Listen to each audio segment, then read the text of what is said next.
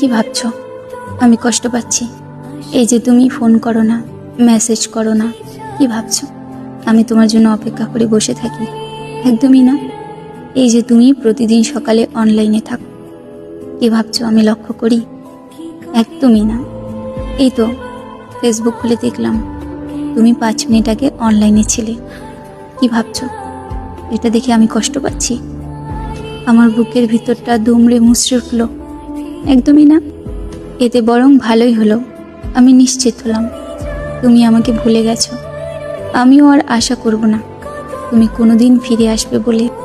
না, আমাদের বিচ্ছেদ হয়নি, যোগাযোগ বন্ধ হয়ে গেছে মাত্র। তুমি আমাকে কোথাও থেকে ব্লক করনি, তুমি আমার থেকে মুক্তি চেয়েছিলে, সেটা আমাকে বলতে পারোনি। হঠাৎ তুমি যোগাযোগ বন্ধ করে দিলে। আমি বুঝলাম যে যাওয়ার সে চলেই যাবে, তাকে বেঁধে রাখবার চেষ্টা করিনি।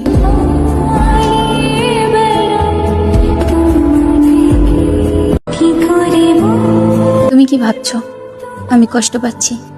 এই যে তুমি ফোন করো না, মেসেজ করো না, কি ভাবছো আমি তোমার জন্য অপেক্ষা করে বসে থাকি? একদমই না।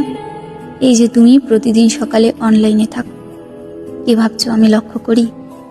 একদমই না। এই তো ফেসবুক খুলে দেখলাম